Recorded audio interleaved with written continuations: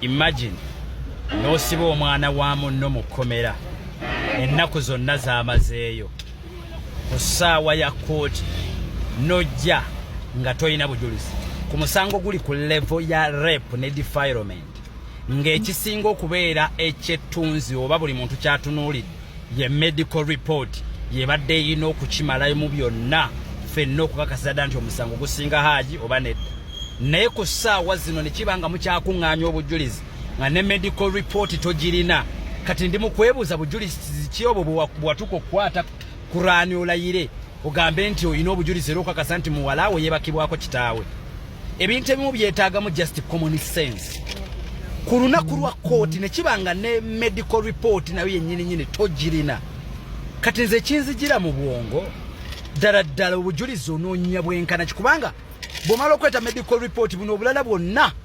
buyinza obutakonsideringibwa buli muntu yonna kyatunulira medical report kati gweyagala kuŋŋamba nti ennaku zino zonna zituuse mpaka kooti lwetuuse nga toyina medical report ebbanga lyonna obadde weesigama ku kyekyo kyobadde otambuza mu mawulire okulowoozesa abantu nti Hajji yakwata omwana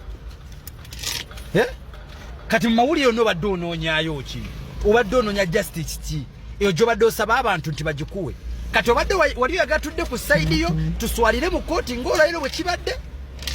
because buvunaanyizibwa bwo nga gw'omuwaabi okuleeta obujulizi obulumika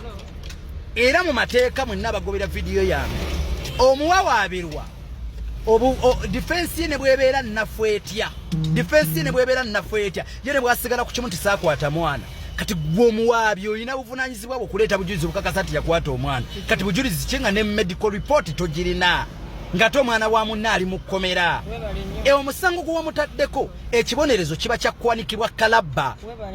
wamusindise mu kufa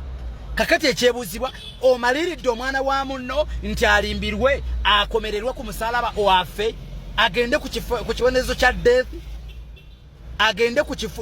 kya death nga ku musango gw'otayinaako bujulizi nga nakati obuyina naye ng'okimanyi nti singa gumukamuvi ekibonerezo kyakusiba mayisha nakufa ng'okimanyire dda naye ng'okimanyi tolina bujulizi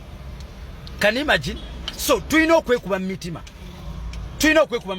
nze mulabye akukuta ng'agenda ng'omufere mbw'abuuze ku gundi ku Hajji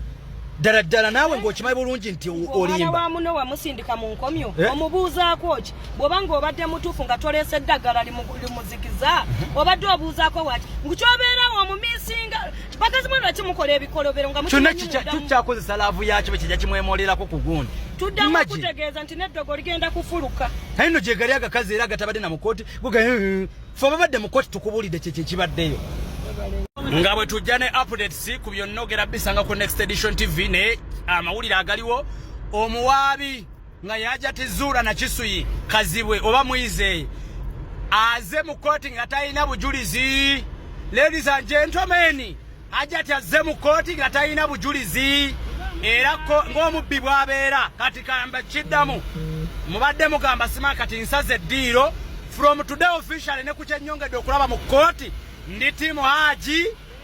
Hajji nga ne bwonsala omusaayi guvaamu Hajji kubanga omukazi aswadde n'aswaluka kyannaku nti ababawolereza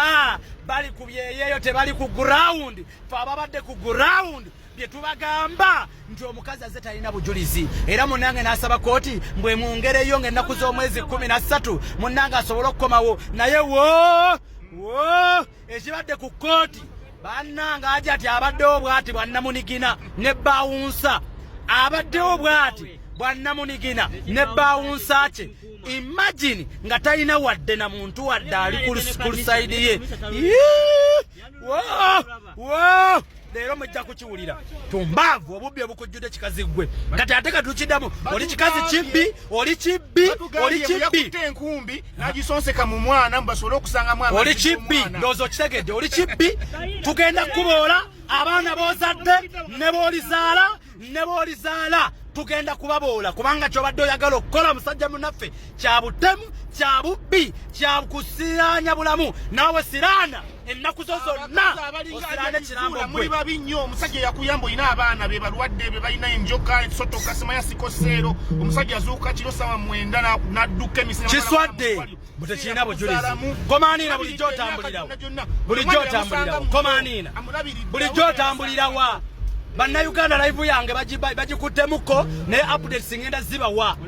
ngenda zibawa okutandika n'enkya live zange bazibanize ntizamu nkya ssaawa zino naye mukitegeere mugende ku Next Edition TV YouTube updates zitadde. Yes, Buterevu yono ye mukulu MC Meya yonono kubakulidde ku tiimu eri mu kubeera nga erwanirira Hajji, ku tiimu eri mu kubeera nga edifendinga Hajji ku mukutu guno omugatta abantu, era okuva ensonga zino lwe zaatandikira y'omu kubalemedde ku nsonga ey'okubeera nga ate munnange bawolereza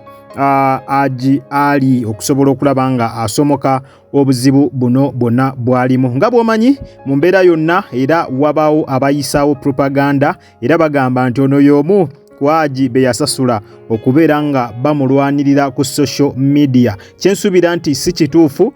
yadde n'omulundi n'ogumu. Nga bw'okimanyi nti mu nsi muno mulimu abantu ab'emitima emirungi era nga bwagwa ku muntu nga bamuwaayiriza mu ngeri efaanaganako bwetyo bw'aba alina eddoboozi nga tatiitira na kutiitira, kubanga ono kyakola tekikolebwa mutiitizi, si buli omuti asobola okukikola, ate eri muntu asobola kukikola nga talina waafunira. Naye mulimu abantu ab'emitima emirungi nga bw'olaba omwami oyo embeera gy'ateekawo okubeera nga ate munnange awolereza Hajji, okubeera nga ayirawo Hajji ku mukutu guno ogwa social media. Nsonga zikyaliza Hajjati ne Hajji zikyakutte wansi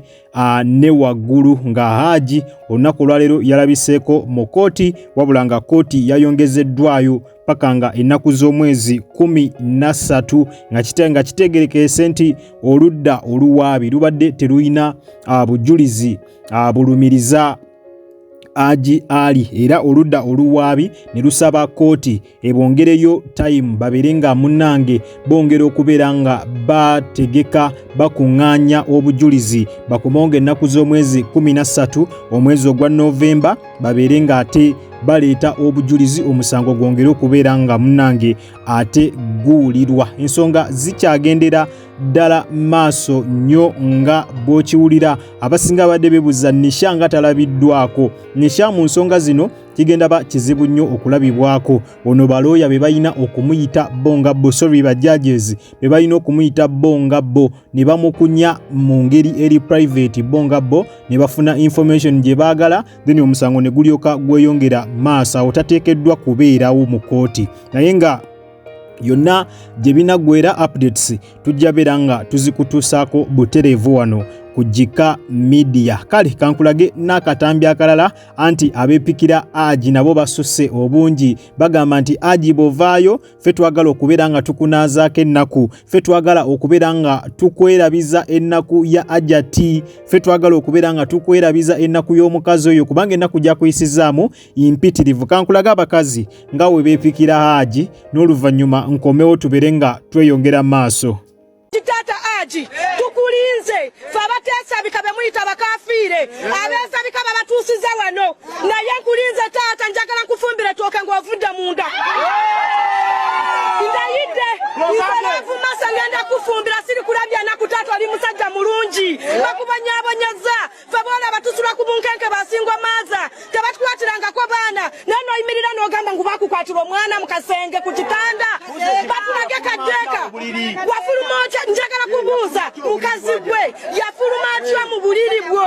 Olaba omusajja yeetuusa bw'ati eriiso n'ojula bw'oti n'osula ku simu ye ng'ogikankandaliza, yakutoloka katya? Mukazi gwe yakutoloka katya? Mu bantu bonna ebikazi ebijujuuru n'alondamu omwana wo? Twagala mazima, twagala tulage n'akatanda ako keyawalamba kuba ndaba musajja muwanvu yagenda katya awo wenjagala okulaba. Taata Hajji ndi wano nfukamidde, bw'oviira munda taata ndwana, tulwana Katonda waali mwenkanya, nkulinze taata ojja nkutwale. Oyo nno ye Love Mase mbu yeepikira Hajji, era essaawa yonna Hajji waafulumira ono ye amwesoose. Si ye yekka, n'abakazi abalala bangi nnyo balabiseeko, ba TikTok abamanyikiddwa n'abatamanyikiddwa babadde wali ku kooti era nga ekajjansi, era nga bavuddeyo nga bagezaako okubeera nga balabika nti beepikira Hajji, era nga basaba essaawa yonna we wafulumira Hajjati amugobe ayingizeewo bo. Sibe bokka, waliwo n'omukyala Abadi Black akatambirwa kuba sigenda kakuzanyira naye avuddeyo n'alaga interest mu Hajji n'agamba nti Hajji wonna woofulumira nze wendi jangu nkunyiga ebiwundu ekyo ekikazi okikole ki okifulumye oyingizeewo nze alabika obulungi okusinga ku mukazi oyo. Kwegamba buli omu ng'alaga nti mu mbeera yonna mu ngeri yonna yeepikira Hajji era baagala Hajji waafulumira abeere nga munnanga ate yeetwalira bo Hajjati amusuule muguluka eri amwesonyiwa amuveeko. Naye no Hajji gwe baliko abiwulira. Hajji batugambye nti ekibadde mu kooti abadde ali mu kuswitiza bebi ayita bebi nga nani gwayita bebi Hajjati Zuula yennyini eyamusibya ate mulowooza nga si gwayita bebi babadde bamusibye naye ng'ali bize ayita ng'ayita Hajjati Zuula bebi ndeetera ku baana mpa ku baana bambuuzeeko. Oli omusajja ayina laavu sina laavu ba social media in-laws bagambye eyo si laavu. Hajji yandibanga yateekebwa dda mu ccupa, Hajji yandibanga yalya dda omuddagala era ng'ebyo byonna byonna byakoloba ne byayogera tali mbulwa kuba mbulaavu original wabula nga bamuteeka dda mu ccupa byambu mbu abadde eri mukomera mu kooti naye nga ali wali ayita Hajjati bebi ndeetera ku baana bambuuzeeko bebi baleete wano tobagaana baleke bambuuzeeko. Kwegamba nga Hajjati akyamuyita bebi kyofula abagamba mubaagalana tosangayo kikyo saawa eno tukyakomerera Hajjati naye mujja kwekanga nga omusajja afulumye ne baddiŋŋana mujja kwekanga nga omusajja afulumye nga ddiŋŋanye ne mukyala we. Omanyi laava eno nzibu ate we liba ddogoddyo zibu nnyo nga bw'okiwulira naye ng'ekibadde eri bagamba nti